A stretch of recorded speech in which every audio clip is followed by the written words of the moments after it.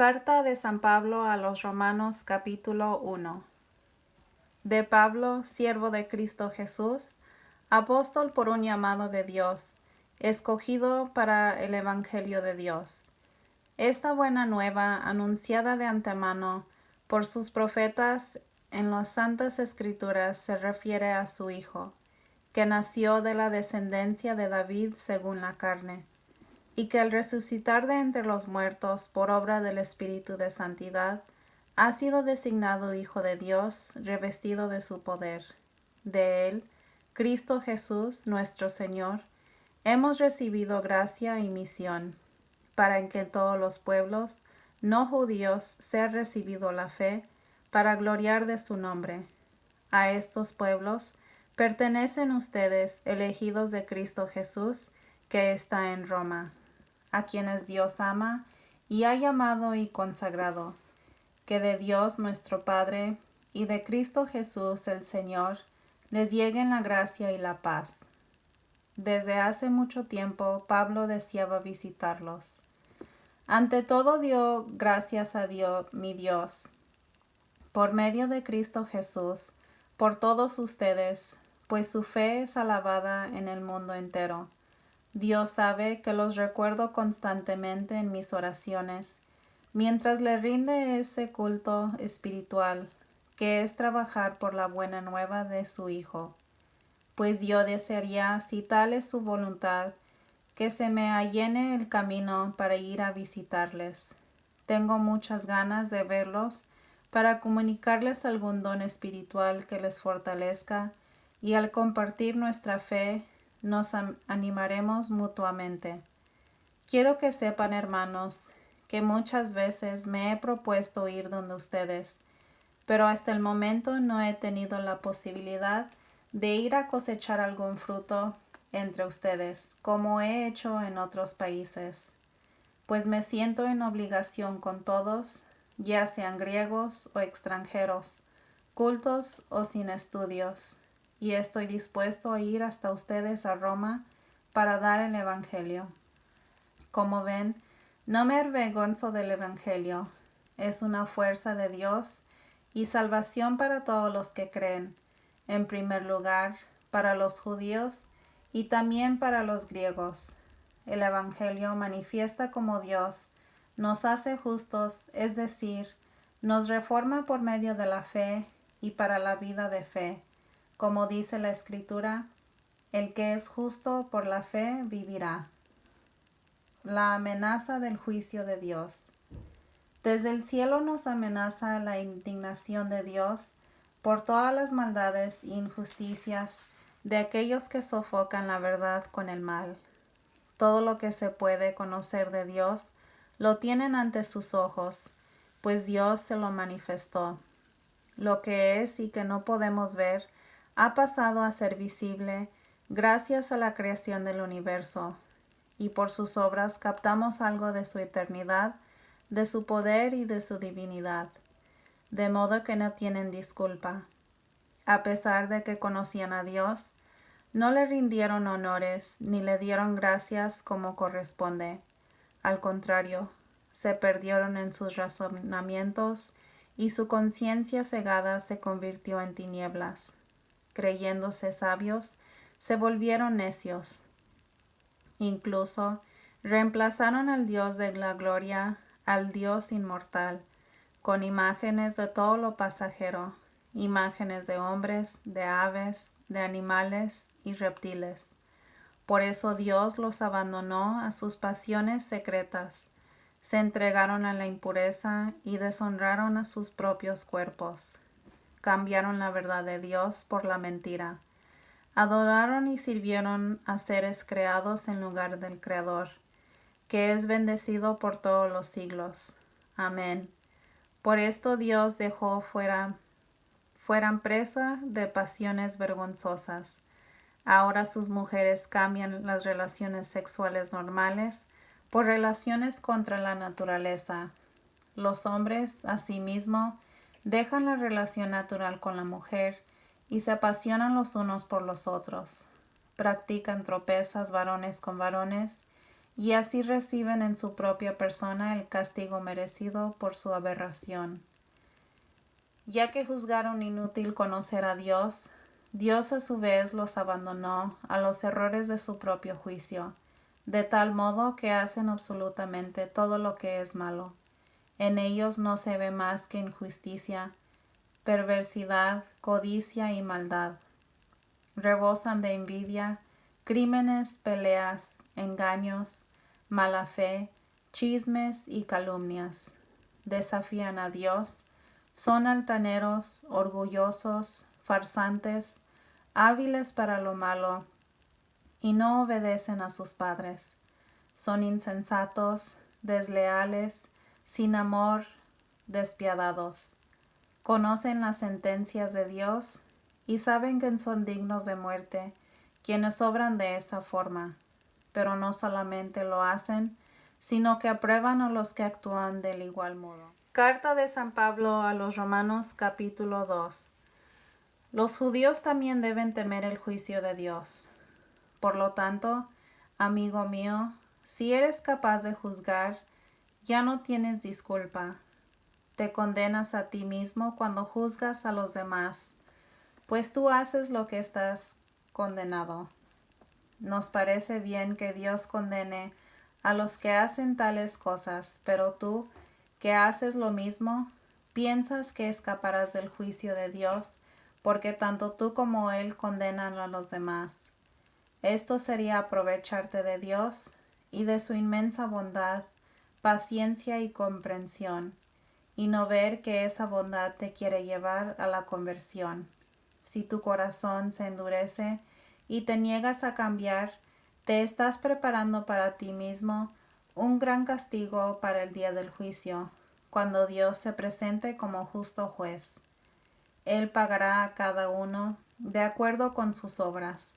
Dará vida eterna a quien haya seguido el camino de la gloria, del honor y la inmortalidad, siendo constante en hacer el bien, y en cambio habrá sentencia de reprobación para quienes no han seguido la verdad, sino más bien la injusticia. Habrá sufrimientos y angustias para todos los seres humanos que hayan hecho el mal, en primer lugar para el judío y también para el griego. La gloria, en cambio, el honor y la paz serán para todos los que hacen y han hecho el bien. En primer lugar para el judío y también para el griego, porque Dios no hace distinción de personas. Cada uno es juzgado por su conciencia. Quienes pecaron sin conocer la ley serán eliminados sin que se hable de la ley, y los que pecaron conociendo la ley serán juzgados por la ley, porque no son justos ante Dios los que escuchan la ley, sino los que lo cumplen. Cuando los paganos que no tienen ley cumplen naturalmente lo que manda la ley, están escribiendo ellos mismos esa ley que no tienen, y así demuestran que las exigencias de la ley están grabadas en sus corazones.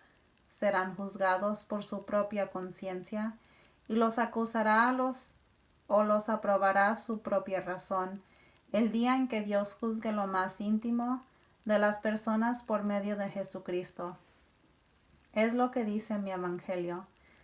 Porque imagina lo siguiente: tú eres judío y te apoyas en la ley y te sientes orgulloso de tu Dios. Conoces su voluntad porque la ley te la enseñó y sabes cómo actuar según las circunstancias. Tú te crees guía de ciegos, luz en la oscuridad, maestro de los que no saben y el que enseña a los pequeños, y posees en la ley todo lo esencial y las normas del conocimiento y de la verdad. Pues bien, tú que enseñas a los demás, ¿por qué no te instruyes a ti mismo? Dices que no hay que robar y tú robas. Dices que no se debe engañar a la propia esposa y tú lo haces. Afirmas que aborreces a los ídolos, pero robas en sus templos. Te sientes orgulloso de la ley, pero pasas por encima de ella, de tal manera que deshonras a tu Dios. Ya lo dice la Escritura: Ustedes son causa de lo que los paganos insulten el nombre de Dios. La circuncisión te sirve si cumples la ley, pero si no la cumples, te colocas entre los que no están circuncidados. Por el contrario, si uno de ellos cumple los mandatos de la ley, será considerado exactamente como un circuncidado. El que cumple la ley, sin estar marcado físicamente con la circuncisión, podrá juzgarte a ti, que eres infiel a la ley, a pesar de que tienes la circuncisión y la ley. Porque lo que a uno no lo hace judío no es algo exterior, y la circuncisión real no es la que está hecha en el cuerpo. Ser judío es una realidad íntima, y la circuncisión debe ser la del corazón, obra espiritual y no cuestión de leyes escritas. No es algo que puedan valorar los hombres, sino solo Dios. Carta de San Pablo a los Romanos capítulo 3. ¿Cuál es la ventaja de ser judío? Entonces, ¿cuál es la ventaja de ser judío? ¿Cuál? La utilidad de la circuncisión. Grande bajo todo punto de vista. En primer lugar, fue a los judíos a quienes confió Dios su palabra. Es verdad que algunos de ellos no le respondieron, pero ¿hará su infidelidad que Dios no sea fiel? Ni pensarlo. Se comprobará que Dios es fidelidad, mientras que el hombre siempre defrauda. Como dice la Escritura, será probado que tus palabras son verdaderas, y saldrás vencedor si te quieren juzgar. Pero si nuestra maldad demuestra que Dios es justo, se podría preguntar, ¿no es Dios injusto al castigarnos? De ninguna manera, pues si no, ¿cómo podría Dios juzgar al mundo? Pero tal vez replicaron, si la mentira mía hace resaltar la verdad de Dios, aumentando así su gloria, ¿cómo me tratarán de pecador? Muy bien. Entonces hagamos el mal para que venga el bien. Algunos calumniadores dicen que esa es nuestra enseñanza, pero tendrán que responder de tales palabras. ¿Tenemos entonces alguna superioridad? Sí y no. Acabamos de demostrar que todos, judíos y no judíos, están bajo el dominio del pecado, como dice la Escritura. No hay nadie bueno, ni siquiera uno. No hay ninguno sensato, nadie que busque a Dios. Todos se han extraviado, ya no sirven para nada. No hay quien obre el bien, ni siquiera uno. Su garganta es un sepulcro abierto, y con su lengua urden engaños. Sus labios esconden veneno de serpiente, y su boca está llena de maldiciones y amargura. Corren a donde puedan derramar sangre. Detrás de ellos dejan ruina y miseria. No conocen el camino de la paz. El temor de Dios es lo que menos recuerdan. Pero sabemos que todo lo que dice la Escritura está dicho para el mismo pueblo que recibió la ley. Que todos, pues, se callen y el mundo entero se reconozca culpable ante Dios. Porque en base a la observancia de la ley, no será justificado ningún mortal ante Dios.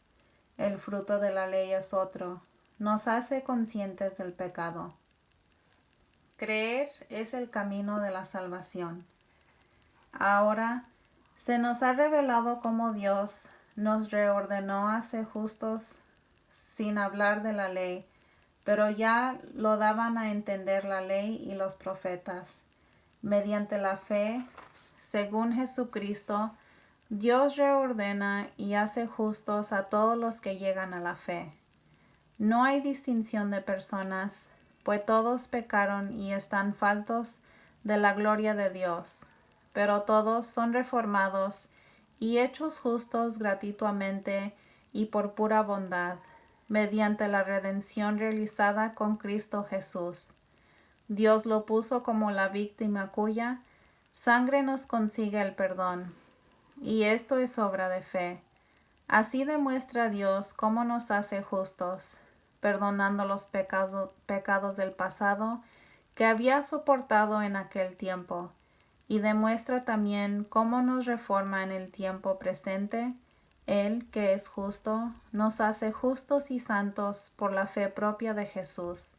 Y ahora, ¿dónde están nuestros méritos? Fueron echados fuera.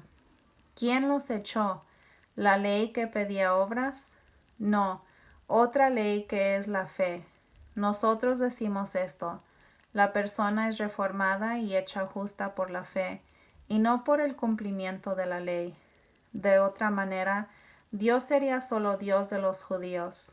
¿No lo es también de las demás naciones?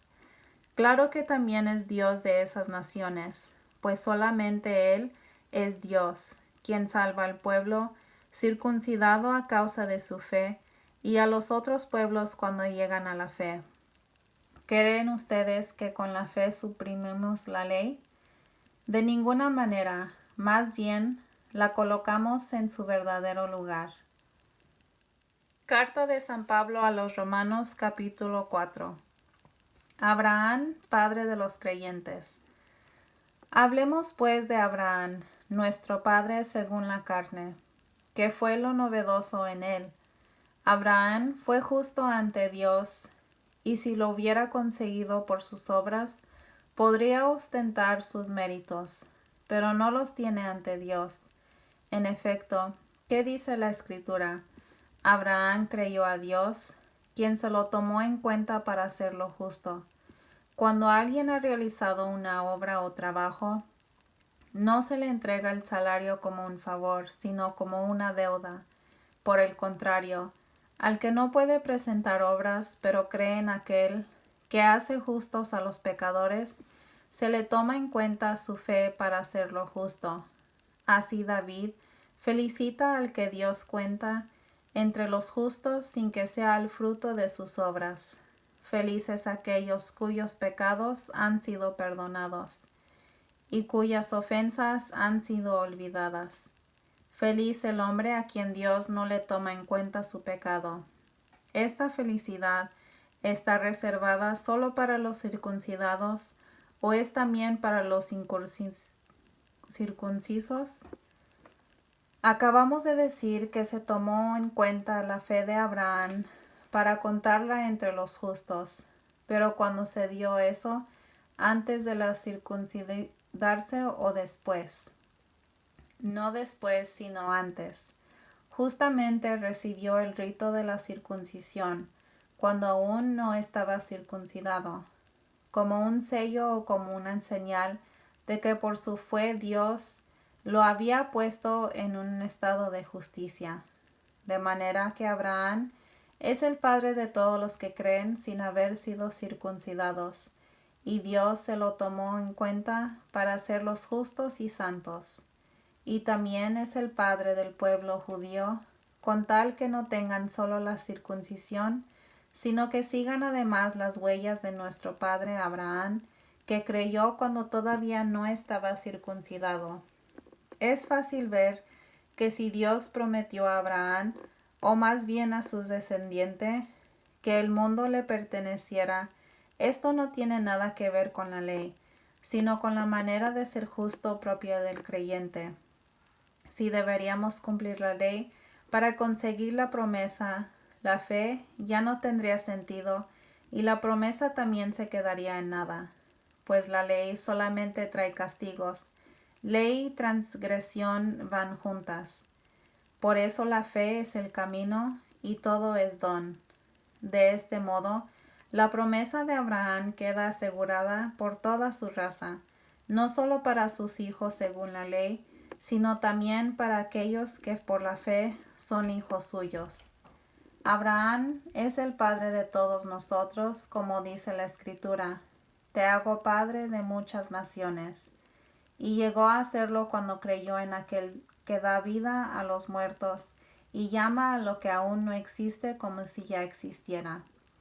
Abraham creyó y esperó contra toda esperanza, llegando a ser padre de muchas naciones, según le habían dicho: Mira cuán numerosos serán tus descendientes. No vaciló en su fe, olvidando que su cuerpo ya no podría dar vida. Tenía entonces unos 100 años y que su esposa Sara ya no podía tener hijos. No dudó de la promesa de Dios, ni dejó de creer. Por el contrario, su fe le dio fuerzas y dio gloria a Dios. Plenamente, convencido de cuando Dios promete algo, tiene poder para cumplirlo. Y Dios tomó en cuenta esa fe para hacerlo justo. Se lo tomó en cuenta su fe. Estas palabras de la Escritura no solo van dirigidas a Él, sino también a nosotros. Se nos tomará en cuenta nuestra fe en aquel que resucitó de entre los muertos a Jesús, nuestro Señor. Si bien fue entregado por nuestros pecados, fue resucitado para que entráramos a la vida justa. Carta de San Pablo a los Romanos capítulo 5. Ahora estamos en paz con Dios. Por la fe, pues, hemos sido reordenados y estamos en paz con Dios por medio de Jesucristo nuestro Señor. Por Él hemos tenido acceso a un estado de gracia e incluso hacemos alarde de esperar la misma gloria de Dios. Al mismo tiempo, nos sentimos seguros incluso en las tribulaciones, sabiendo que la prueba ejercita la paciencia, que la paciencia nos hace madurar y que la madurez aviva la esperanza, la cual no quedará frustrada, pues ya se nos ha dado el Espíritu Santo y por él el amor de Dios se va derramando en nuestros corazones. Fíjense cómo Cristo murió por los pecadores, cuando llegó el momento en un tiempo en que no servíamos para nada. Difícilmente aceptaríamos morir por una persona buena, tratándose de una persona muy buena, tal vez alguien que se atrevería a sacrificar su vida, pero Dios dejó constancia del amor que nos tiene. Cristo murió por nosotros cuando todavía éramos pecadores. Con mucha más razón, ahora nos salvará del castigo, sí. Por su sangre hemos sido hechos justos y santos. Cuando éramos enemigos, fuimos reconciliados con Él por la muerte de su Hijo. Con mucha más razón, ahora su vida será nuestra plenitud. No solo eso, nos sentiremos seguros de Dios gracias a Cristo Jesús, nuestro Señor, por medio del cual hemos obtenido la reconciliación. Adán y Cristo. Un solo hombre hizo entrar el pecado en el mundo, y por el pecado la muerte. Después la muerte se propagó a todos los hombres, ya que todos pecaban. No había ley todavía, pero el pecado ya estaba en el mundo. Mientras no había ley, nadie podía ser tenido por rebelde. Pero no obstante el pecado estaba en el mundo. Por eso, desde Adán hasta Moisés, la muerte tuvo poder, incluso sobre aquellos que no desobedecían abiertamente, como en el caso de Adán. Pero otro Adán superior a éste había de venir. Así fue la caída, pero el don de Dios no tenía comparación. Todos mueren por la falta de uno solo, pero la gracia de Dios se multiplica más todavía cuando este don gratuito pasa de un solo hombre, Jesucristo, a toda una muchedumbre. No hay comparación entre lo que pasó con este pecador único y el don de Dios en la hora presente. La condenación procedía de una sentencia individual, pero ahora son rehabilitados una multitud de pecadores. Y si bien reinó la muerte por culpa de uno y debido a uno solo, con mucha mayor razón, la vida reinará gracias a uno solo, Jesucristo, en todos aquellos que aprovechan el derroche de la gracia y el don de la verdadera rectitud. Es verdad que una sola transgresión acarreó sentencia de muerte para todos, pero del mismo modo, la rehabilitación merecida por uno solo procuró perdón y vida a todos.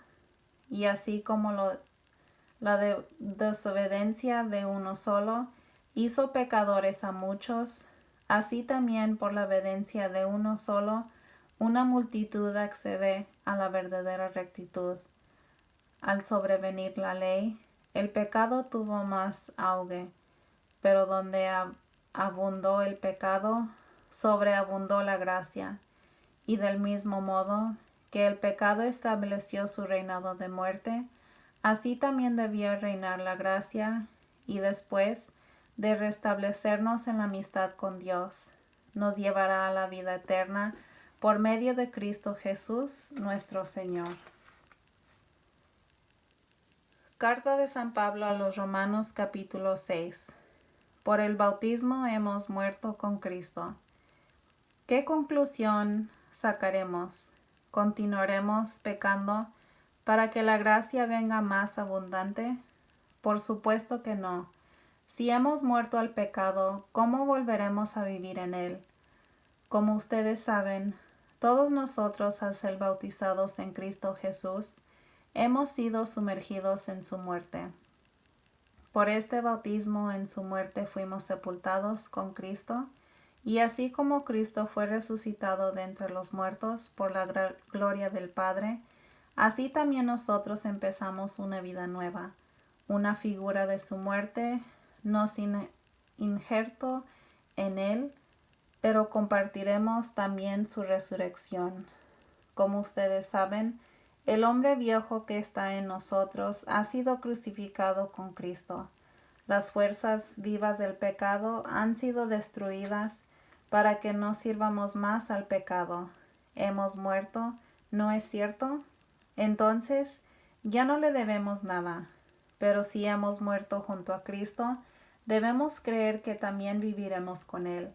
Sabemos que Cristo, una vez resucitado de entre los muertos, ya no muere más. Desde ahora la muerte no tiene poder sobre Él. Así pues, hay una muerte y es un morir al pecado de una vez para siempre. Y hay un vivir que es vivir para Dios. Así también ustedes deben considerarse a sí mismos muertos para el pecado y vivos para Dios en Cristo Jesús. No dejen que el pecado tenga poder sobre este cuerpo, es un muerto. Y no obedezcan a sus deseos. No le entreguen sus miembros, que vendrían a ser como malos armas al servicio del pecado. Por el contrario, ofrézcanse ustedes mismos a Dios, como quienes han vuelto de la muerte a la vida, y que sus miembros sean como armas santas al servicio de Dios. El pecado ya no los volverá a dominar, pues no están bajo la ley, sino bajo la gracia. Díganme, ¿el hecho de que ya no estemos bajo la ley, sino bajo la gracia, nos autoriza a pecar? Claro que no. Si se entregan a alguien como esclavos, pasan a ser sus esclavos y obedecen sus órdenes. ¿No es así? Si ese dueño es el pecado, irán a la muerte, mientras que obedeciendo a la fe, alcanzarán una vida santa. Así pues, demos gracias a Dios, porque antes tenían como dueño al pecado, pero han obedecido de todo corazón a esa doctrina a la cual se han entregado, y liberados del pecado, se hicieron esclavos del camino de justicia. Ven que uso figuras muy humanas, pues tal vez les cueste entender. Hubo un tiempo en que llevaron una vida desordenada y hicieron sus cuerpos esclavos de la impureza y del desorden. Conviértanlos ahora en servidores de la justicia verdadera para llegar a ser santos. Cuando eran esclavos del pecado, se sentían muy libres respecto al camino de justicia, pero con todas esas cosas, de las que ahora se avergüenzan, ¿cuál ha sido el fruto? Al final está la muerte. Ahora, en cambio, siendo libres del pecado y sirviendo a Dios, trabajan para su propia santificación, y al final está la vida eterna. El pecado paga un salario, y es la muerte. La vida eterna, en cambio, es el don de Dios en Cristo Jesús, nuestro Señor. Carta de San Pablo a los Romanos, capítulo 7. La religión judía no obliga a los cristianos. Les hablaré, hermanos, como a gente instruida en la ley. Ustedes saben que la ley tiene autoridad sobre las personas solamente mientras viven. La mujer casada, por ejemplo, está ligada por ley a su marido mientras éste vive. En cuanto muere el marido, ya no tiene obligaciones hacia él. Mientras éste vivía, cometía un adulterio entregándose a otro, pero muerto el esposo queda libre de sus deberes, y si se entrega a otro hombre, no será en adulterio. Lo mismo pasa con ustedes, hermanos, pues han muerto a la ley en la persona de Cristo, y han pasado de entre los muertos, a fin de que diéramos fruto para Dios, cuando no éramos más que carne. La ley estimulaba las pasiones propias del pecado, que actuaban en nuestro cuerpo produciendo frutos de muerte. Pero ahora hemos muerto a lo que nos tenía aprisionados, y la ley ya no vale para nosotros. Ya no estamos sirviendo a una ley escrita, cosa propia del pasado, sino al Espíritu. Esto es lo nuevo. ¿Qué significa esto? ¿Que la ley es pecado? De ninguna manera. Pero yo no habría conocido el pecado si no fuera por la ley. Yo no tendría conciencia de lo que es codiciar si la ley no me lo hubiera dicho: no codiciarás. El pecado encontró ahí su oportunidad y se aprovechó del precepto para despertar en mí toda suerte de codicias, mientras que sin ley el pecado es cosa muerta. Hubo un tiempo en que no había ley y yo vivía. Pero llegó el precepto, dio vida al pecado, y yo morí. Así pues, el precepto que había sido dado por la vida me trajo la muerte. El pecado se aprovechó del precepto y me engañó, para que después el precepto me causara la muerte.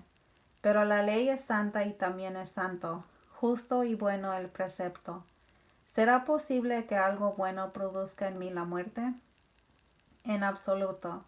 Esto viene del pecado, y se ve mejor lo que es el pecado cuando se vale de algo bueno para producir en mí la muerte. Gracias al precepto, el pecado deja ver toda la maldad que lleva en sí. Triste situación del que conoce la ley y no a Cristo. Sabemos que la ley es espiritual, pero yo soy hombre de carne y vendido al pecado. No entiendo mis propios actos, ni hago lo que quiero y hago las cosas que detesto. Ahora bien, si hago lo que no quiero, reconozco que la ley es buena. No soy yo quien obra el mal, sino el pecado que habita en mí. Bien sé que el bien no habita en mí, quiero decir, en mi carne. Puedo querer hacer el bien, pero hacerlo no. De hecho, no hago el bien que quiero, sino el mal que no quiero. Por lo tanto, si hago lo que no quiero, eso ya no es obra mía, sino del pecado que habita en mí. Ahí me encuentro con una ley. Cuando quiero hacer el bien, el mal se me adelanta. En mí, el hombre interior se siente muy de acuerdo con la ley de Dios. Pero advierto en mis miembros otra ley que lucha contra la ley de mi espíritu, y paso a ser esclavo de esa ley del pecado que está en mis miembros. Infeliz de mí, ¿quién me librará de este cuerpo o de esta muerte? Gracias sean dadas a Dios por Jesucristo nuestro Señor. En resumen, por mi conciencia me somete a la ley de Dios, mientras que por la carne sirvo a la ley del pecado. Palabra de Dios. Te alabamos, Señor.